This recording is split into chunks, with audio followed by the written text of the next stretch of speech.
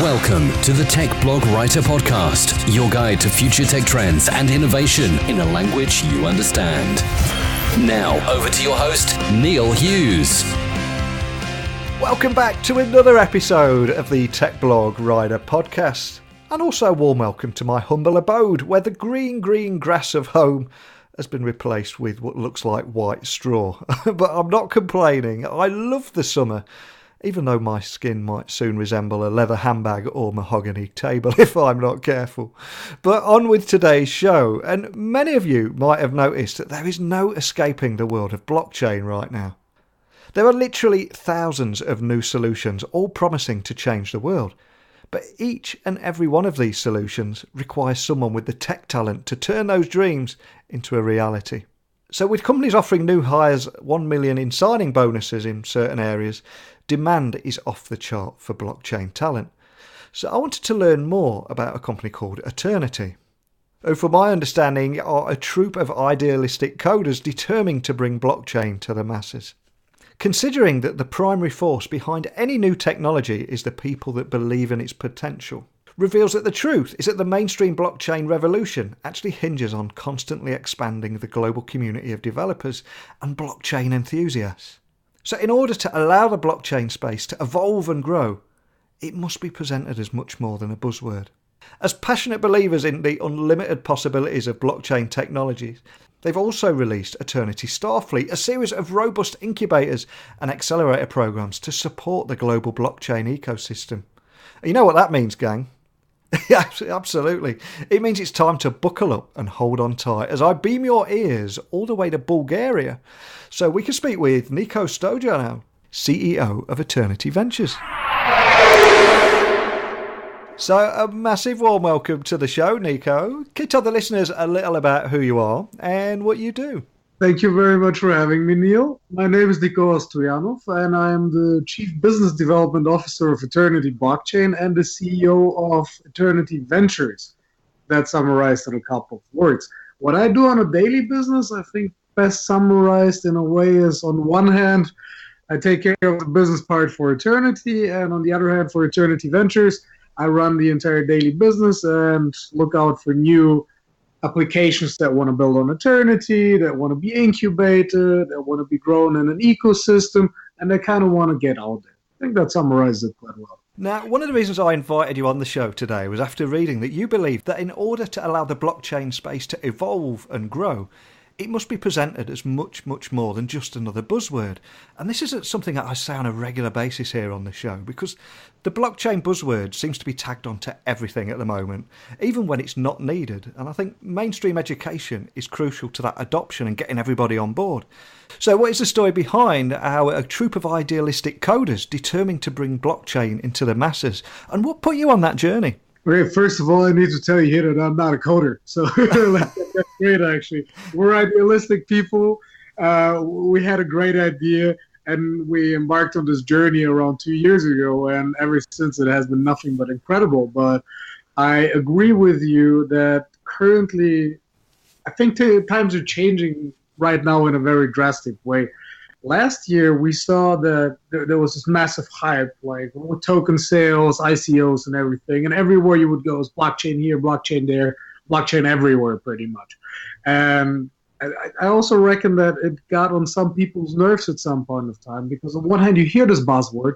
On the other hand, it's very hard to understand what it actually is, because the underlying technology, if you think about it, in itself is simple, but once you dive into it, once you start reading about it, there's so many different sources, there's so many different people, there's just so much information out there that if there's nobody there that kind of gives you a guiding hand, I reckon you get lost pretty easily, actually. So what we decided to do and what we said was, look, you know what? This educational part, we need to do something with that, which is why we also are so active when it comes to education per se. But bringing blockchain to the masses as of now, I think we're still on the way. There's a lot of things that need to be done before we get there, actually. I think we're still like 3 to maybe 5 years away, and we've had this in a lot of panels over the last couple of months and a lot of presentations. And a lot of my friends in the blockchain sector actually all agree that everything is going quite well. We see first successes, but until we can speak about this blockchain, like mass adoption and blockchain and everybody's sense type of way, we still have some way to go. And before that, I reckon we need some kind of regulatory frameworks. Also, please, Neil, don't get me wrong here. When I talk about regulatory frameworks, I'm speaking about a basis which kind of can ease the everyday person into blockchain, into owning crypto tokens, not very much defining how, what, when, and where to buy something, and how a product needs to be built, and how this product needs to act. Just to make this clear, because also some feedback has been very impressive about this topic. On the other side, what else do we need? Governmental support. We see Malta right now is rising up. They proposed such a framework. We see Liechtenstein actually is being very active with their blockchain law. We see Switzerland, Estonia, Gibraltar, Singapore, and so on. So there's more and more countries waking up to those opportunities that we're seeing right now, that we kind of witnessed and that we kind of believed in back in the days. And now there's this aha moment where people go like, hey, this sounds actually pretty cool. It's not only for hiding money pretty much or buying some kind of illegal goods, and there's actually some kind of use for this underlying technology. And now we're seeing this activeness. It's so true. So everything that you're saying there, because I think in so many circles now, because I get to speak with people in various crypto startups all across the world, and the message is all the same. You know, this is fantastic technology. It is going to change the world, but it is going to take time. Not only for the technology to develop, but also for mainstream adoption, like we spoke there. But the early investors and the people that are following this space, they're the most impatient people in the world sometimes, aren't they? Well, it depends. Here, I think we need to differentiate between early investors and early believers. Ah, yes.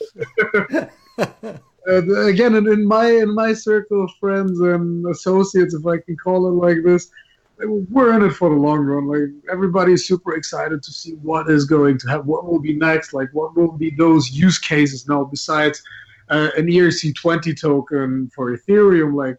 What will be those real use cases? How will it be adapted? How will it be used by the everyday person at a later stage? And for me, the hypothesis here is still very clear. If the majority of people do not even know that they're using blockchain, but if they get interested in it and they have this added point of security, transparency, and safety that you can have, that would not be the worst thing that could happen. What does my grandmother worry about? Okay, maybe not mine specifically because she's following me quite actively. But what do elder people that are not so tech savvy? What kind of blockchain technology do they need in order to use an application which could smoothly run without them even having to know too much about it?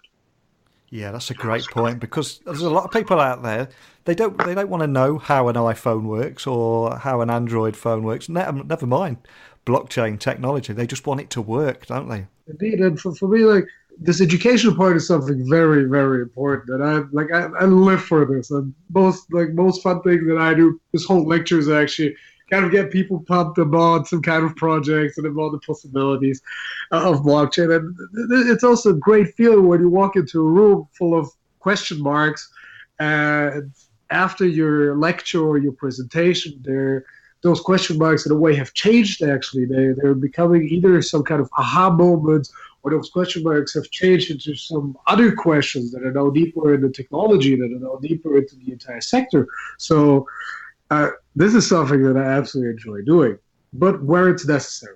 So as passionate believers in the unlimited possibilities of blockchain technologies, you've also recently launched Aeternity Starfleet, a series of robust incubator and accelerator programs to support the global blockchain ecosystem. So can you tell me more about this global initiative and how Aeternity Starfleet will help support those global projects right from the very beginning at seed stage and provide them with up to $250,000 in funding? We came up with the idea with Yaroslav, the founder of Eternity. Yeah. And I was pitching him the idea. I was like, hey, let's do an incubator. It's going to be awesome. On one hand, we're going to get applications. We're going to use our infrastructure. On the other hand, we'll see different projects. We'll be part of their entire journey. We will be able to teach them things that we have learned through our journey, and we'll hopefully stop them from doing the same mistakes that we did. He got also pretty excited about it, but he wanted more. He was like, you know what, incubators are great, but there's a lot of incubators out there. So we need to do something different. I want it to be decentralized. I want everybody to be able to join this incubator. So that was me sitting there and figuring out how the heck I would make something like this viable. So we did it in the following way. Starfleet is run by Eternity Ventures, actually. And the team in Eternity Ventures and myself, we sat together and we came up with this idea that you would not need to be bound anymore by a physical location per se, which means that you would be able to partake in an incubation program, at least in the beginning, like we called it Genesis Week, from anywhere in the world. It doesn't matter if this is Europe, Africa, Asia, America, it doesn't matter. You would absolutely be able to partake in a program with people who are on site in the same way and with the same criteria off site, which was not heard of until this moment. And I think I'm pretty happy to say that we built the first decentralized blockchain incubator in a way, actually. So yeah, I mean, we had great projects from a huge amount of countries. We had projects from Austria, Germany, France, Croatia, Serbia, Kenya, Mauritius, everywhere. Also the Swedish, the northern countries. So there was enough potential actually. The only problem was that there was not enough time before the program started, because as everything else in tech, you plan one thing, something absolutely different happens, and then you're sitting there and you're figuring out how to make everything on time. Now, for any of those early believers that are listening to us now, they would have seen Eternity on CoinMarketCap, which is doing fantastically well, about hitting the top 30, I believe. But it is a scalable blockchain platform that enables high-speed transacting, purely functional smart contracts, and decentralized oracles. But again, I'm a little bit conscious that some of the people listening that are not so technical might think that that's a little bit intimidating. So for anyone outside of the blockchain space that are not early believers, what is Eternity? What problems are you solving with blockchain? And what makes it unique from everything else out there? I think we can start off with scalable smart contracts interface with real-world data, which probably for the non-technical people will be a little bit more complicated. Yeah. And here I have to say special thanks to our CEO, Evan Bart, who I have listened to numerous times around the world, and I've always tried to pick up a little bit more of the technical aspects in order to be able to also translate them for a non-technical person, actually. So what we said was, we're building pretty much a platform that is future-proof and production-ready, because we believe that you can really start using and building on Eternity because it's well-engineered and reliable. There's nothing fancy. It's not a fancy playground that is only a sandbox for developers. No, it's a solid infrastructure which will allow you to build applications in a way that you do not need to worry of them breaking or of them having any issues at a later stage. Another thing that we have is that we have the highest quality of code base. It's extremely well tested. It's engineered from an international team of experts in our language that we chose, Erlang. By the way, for the people that don't know what Erlang is, it's a very functional language which was developed back in the days by Sony Ericsson. And as a good example that I reckon most of the people can relate to, WhatsApp's backend is written in Erlang, just so that people can relate to it. I don't think there is a better written blockchain software at this stage, except of obviously Bitcoin, because we all believe and trust in Bitcoin at the end of the day. If you look at it, in some ways it's extremely reliable, which was something that we put a lot of emphasis on. Like, Eternity is built on proven and trusted concepts. I mean, it's inspired by Bitcoin in a way. We're using Bitcoin NG as a consensus mechanism, and it's combined with the best smart contracts that are out there. And again, I have to repeat that it's very, very well tested. There's nothing experimental about it. There's no fancy stuff, but it still has to prove itself, obviously. What we're planning to do is to have something which is truly decentralized. There are no master nodes like Ash or something else like this. But there's only a decentralized platform where every person which holds a token is part of this ecosystem. Again, as mentioned, there's nothing experimental like many new projects. It's a more old school proof of work blockchain instead of proof of stake or any kind of other proof mechanism that we have seen so far, because it works. We have found a way to make it better. And if you look at it, it's very fast. It's 10 times faster than Ethereum at this moment. And that's only like the normal validation time. When we get into the state channels, there we speak about something even more special. You have private transactions in smart contracts, and they're unlimitedly scalable and 100% trustless and decentralized. I don't think there's anything else which is out there which is comparable to this. Another great thing about Eternity is that all features are built in to that high quality code base that we have. This is unmatched, and nobody else can offer something like this. All features pretty much get maintained from our dev team. I think we have over 300 years of development experience in our dev team, which also is something which should be shared at this stage. The difference to Ethereum pretty much is that we have combined multiple projects to get all the best features in one. I think also, if you look at it, Eternity is the only blockchain with built-in oracles for real-world. Those are these real-world applications that we talked about earlier. For those real-world applications, this is a must. You need data from the outside world to build feature-rich applications. Otherwise, you're stuck with what you're having right now. And our smart contract language, which we wrote from scratch, it's called Sophia, actually. Not the city Sophia, but more like the Greek meaning of something like this. And it's simple and powerful because it can directly access and combine all features of Eternity. So I think this summarizes it quite well. Are there any use cases or potential use cases, should I say, that you can share that will help the listeners visualize exactly what kind of applications that they might be using now could actually be created and built on Eternity? Well, I'm very freely to say that any kind of application is welcome to build on top of Eternity, but we have obviously native applications like our blockchain explorer, messenger, our proof app and voting app, and so on. But through our incubator right now, we have a couple of apps which right now are on a very, very good way to be able to launch a project in a very soonish time.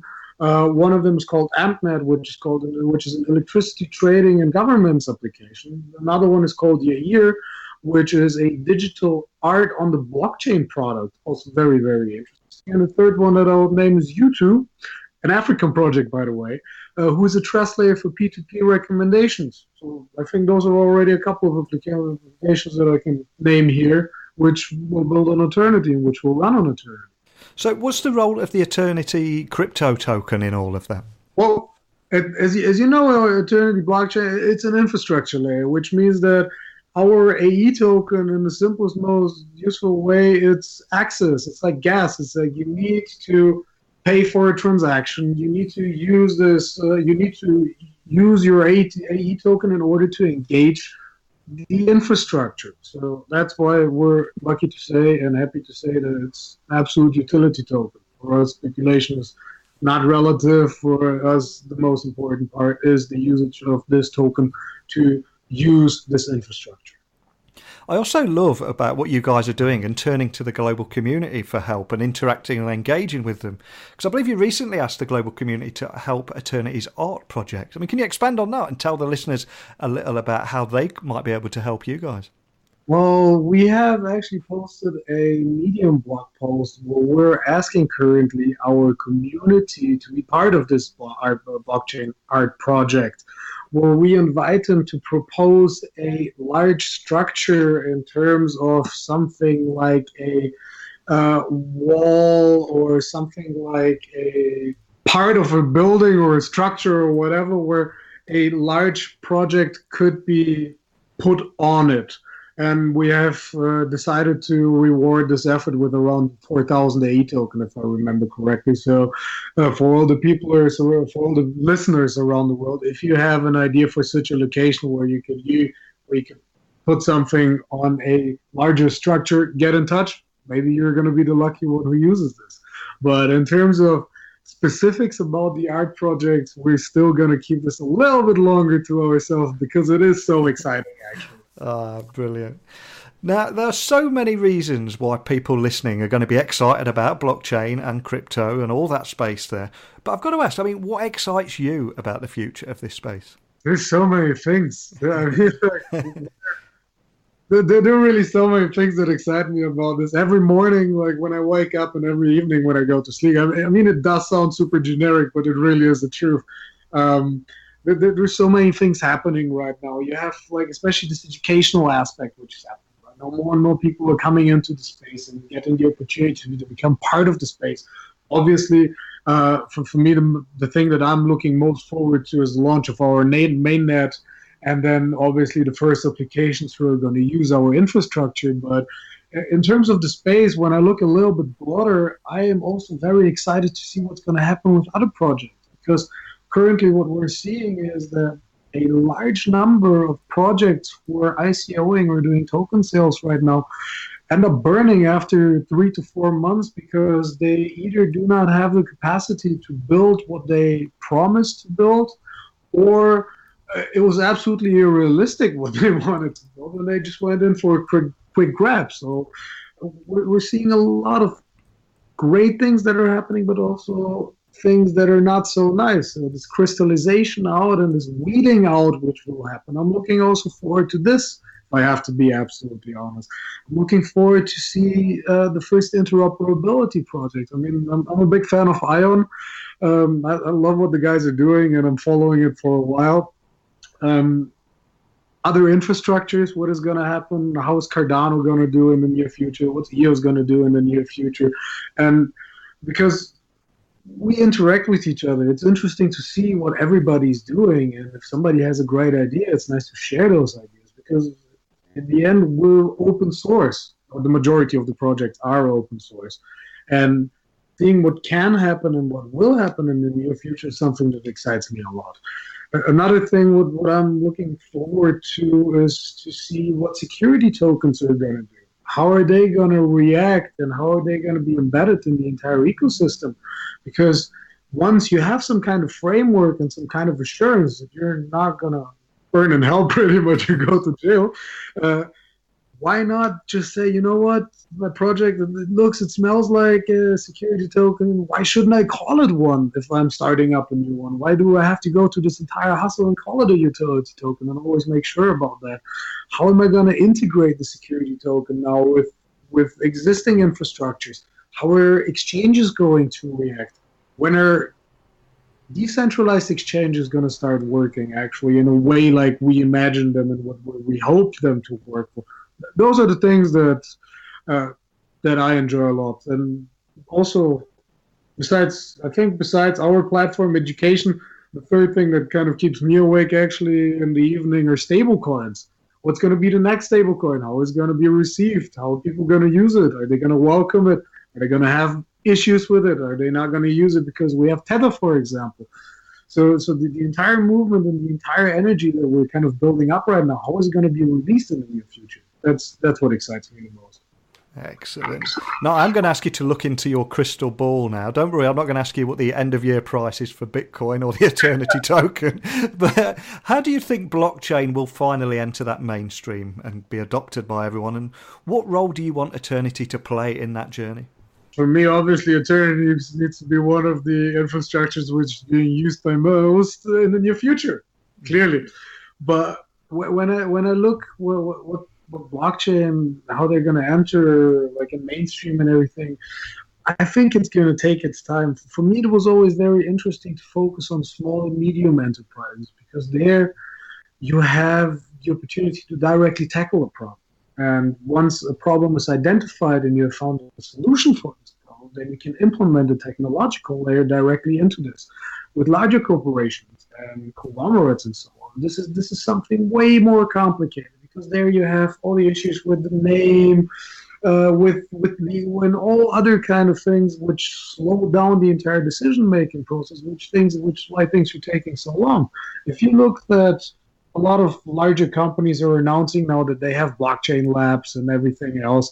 For me, this is the first step which is going into the right direction. But again, those 3 to 5 years that we have kind of agreed upon in our space are something very realistic, because you need to kind of get people to trust the technology, understand that something like a centralized infrastructure does not really help anyone, and it needs to be a decentralized infrastructure in terms, or in order for it to be as useful as possible.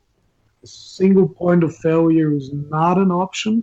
And in the near future, I believe that the majority of people, companies, and everybody else will understand. So is there anything else that you can share with the listeners and members of the Eternity community that might be listening about your plans for the next 12 months and beyond? I mean, we never stop since day one started, and since then it always has been 200%. Next 12 months, what are we looking at? We're looking at, obviously, the mainnet launch. We're looking at the first applications we build on top of Eternity, which is incredibly exciting, actually. We're going to continue pushing educational materials forward, because if developers do not have the opportunity to get the proper libraries, to get the proper documentation going, how are they going to use what they have in order to build applications? So creating great SDKs is something that we're looking forward a lot. Incubating more projects on a global basis, on a global scale, is something else that we're looking into. And growing our ambassador program, which is now kind of back on track. So just really getting this ecosystem started and involving as many people as possible, collaborating with other projects. I think this is something that we're going to focus on for the next 12 months. Fantastic. Well, a huge thank you for coming on today. But before I do let you go, can I just ask that you remind the listeners of where they can find you online, download white papers, roadmaps, help you with your art project, or just contact a member of your team if they have any questions? Sure. I think the first address, obviously, is æternity.com. That's where you have the white paper, which I also must say that we haven't updated for a while, which is why we always tend to say that people should go to our GitHub, Eternity at GitHub. There you'll find all the information that you need. We're on Telegram, Twitter, Facebook, WeChat, pretty much everywhere when it comes to social media. Instagram now too, which is quite interesting. Eternity-ventures.com when it comes to incubation and investment possibilities. So I think we're any channel that you can think of, you can find us. Oh, also, please do not forget our blog.eternity.com, where you can find more information about continuous technological updates and things like the biggest art project, our ambassador project, and other projects. Well, like I said at the beginning of the show, the blockchain buzzword seems to be tagged onto everything at the moment. And what I love about what you guys are doing there is you really seem to be impassioned about getting that mainstream adoption and that education. That's the secret to everything, really. So a big thank you for coming on today and sharing your story. I really appreciate it. Thank you for having me here, Neil. I appreciate it a lot and I enjoyed it. What a great episode. I'm going to be honest with you. Eternity first caught my attention when it was hovering around the top 30 crypto tokens on CoinMarketCap. And I thought to myself, how can this be in the top 30 of 1,600 plus solutions out there? And I didn't know too much about it. So I took a few minutes to learn more. And as soon as I did learn more, I had to get them on the show today to share their story. So did anything that we talked about surprise or excite you? As always, tweet me at Neil C. Hughes or send me a quick email to techblogwriter@outlook.com. Before I go, a big thank you to the guys that responded with interest about me taking a virtual class through launching their own podcast later this year. It sounds like I might have created a monster there when I planted that seed a couple of episodes ago. But enough of me rambling. A genuine thank you for listening today, as always, wherever you're listening in the world. I hope you'll join me again tomorrow and maybe we'll do it all again. But until next time, don't be a stranger. Thanks for listening to the Tech Blog Writer Podcast. Until next time, remember, technology is best when it brings people together.